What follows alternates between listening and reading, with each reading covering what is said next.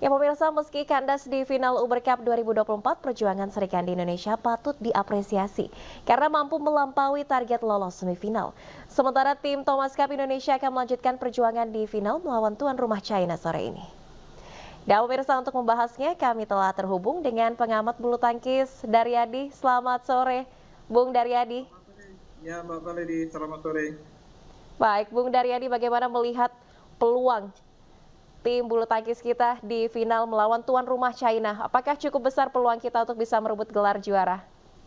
Ya, memang dibandingkan dengan pertandingan tadi pagi di ajang Piala Uber harus diakui kekuatan tim putri China di atas putri-putri kita. Namun di ajang Piala Thomas kali ini kekuatan kedua tim relatif merata ya. Kita memiliki kekuatan di sektor tunggal dan juga ganda yang boleh dibilang kita miliki Ginting, Jojo dan juga Chico. Kemudian di sektor ganda kita memiliki pilihan ada 3, ada Fajri, kemudian Bakri dan juga ada Leo Daniel. Dan kali ini yang diturunkan adalah formasi terbaik.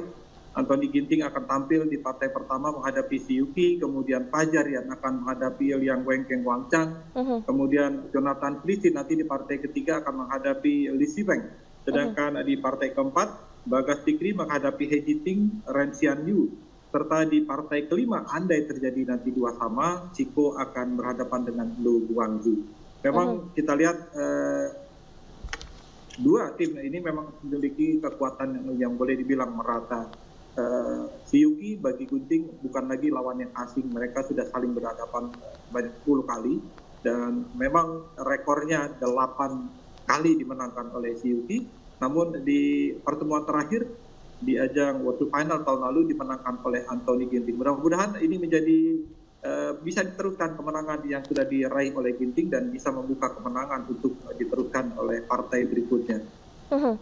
Oke, artinya line up ini sudah disiapkan wakil-wakil terbaik begitu ya, Bung Daryadi ya. Ya, betul. Nah, ini kan secara historis juga kita lebih banyak juara menangnya begitu dibandingkan China. Kita kan ada 14 kali ya, Bung Daryadi ya. Ya, betul. China ini baru 10 kali begitu. Tapi apakah menjadi tuan rumah ini kemudian juga bisa mungkin meningkatkan mentalitas dari para pemain China begitu, Bung Daryadi?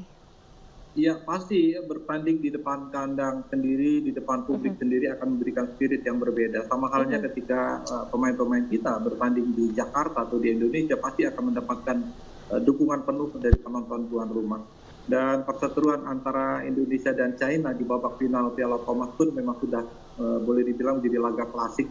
Sudah bertemu sejak tahun 1982 pertama kali.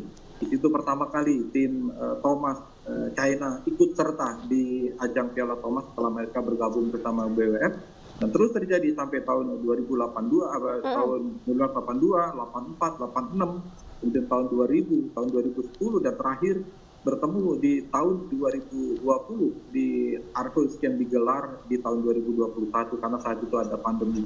Dan dari 6 pertemuan itu kedudukan imbang 3-3. Ini menggambarkan bagaimana kekuatan kedua tim memang demikian merata. Kita bisa lihat bagaimana di semua lini hampir boleh dikatakan akan menjanjikan pertarungan sengit yang tentunya sulit untuk diterka siapa yang akan bisa memenangkan laga ini. Mudah-mudahan pemain-pemain kita benar-benar siap mental untuk membawa pulang kembali Piala Thomas yang tahun 2021 hanya sempat 6 bulan ada di Indonesia dan sudah dibawa oleh India di tahun 2022. Nampaknya akan menjadi pertandingan yang sengit ya, Bung Daryadi ya, menakar kemampuan ini kita nampaknya setara begitu ya, bisa dikatakan dengan China, bahkan kita secara historis lebih banyak histori kemenangan di Thomas Cup ini. Bung Daryadi dan juga pemirsa jangan kemana-mana, kami masih akan melanjutkan dialognya. Usai jeda berikut tetaplah bersama kami. Terima kasih Anda masih menyaksikan iNews Sore pemirsa, dan kami akan kembali melanjutkan dialog bersama dengan pengamat bulu tangkis Bung Daryadi. Selamat sore kembali Bung Daryadi. Ya, Mbak Valeri. Oke, Bung Daryadi, ini tadi Anda sempat menyebut bahwa kalau melihat kualitas begitu kita setaraf dengan Cina. Dan juga melihat line up pemain begitu, ini wakil-wakil terbaik sudah akan diturunkan pada final nanti. Nah, Bung Daryadi, kalau menakar kemampuan dari pemain Cina, mungkin kita lihat dari Thomas Cup sebelum-sebelumnya, apakah Cina ini lebih kuat di nomor tunggal atau ganda? Atau dua-duanya sama-sama kuat begitu? Yang mesti kita waspadai lebih kemana nih, Bung Daryadi? kedua tim, baik dari China. Piuki adalah pemain yang saat ini boleh bilang menjadi pemain terbaik dari China, dan penampilan tahun ini cukup menjanjikan, di mana dia berhasil menjadi juara juga di beberapa turnamen, di antara di French Open, kemudian juga di India Open, dan juga di Malaysia Open Super 1000 dia menjadi runner up. Dan kali ini akan berhadapan dengan Anthony Ginting, pastinya akan menjanjikan pertarungan sengit di antara kedua pemain, karena mereka sudah saling bertemu banyak 10 kali, dan bahkan sudah saling berhadapan saat masih sama-sama junior di kejuaraan dunia junior di tahun 2014 yang lalu. Artinya pertarungan ataupun persaingan antara Ginting dan Piuki sudah terjadi sejak 10 tahun yang lalu. Jadi pastinya kedua pemain ini sudah sama-sama saling mengenal tipikal permainan masing-masing. Tinggal siapa nanti yang benar-benar akan siap untuk menjadi pembuka kemenangan bagi masing-masing tim. Apa yang membuat selama ini mungkin tim China ini unggul begitu? Kita selalu bersaing secara sengit dengan Cina. Apakah dari sisi endurance pemain kah, ataukah dari sisi strategi, Bung Daryadi?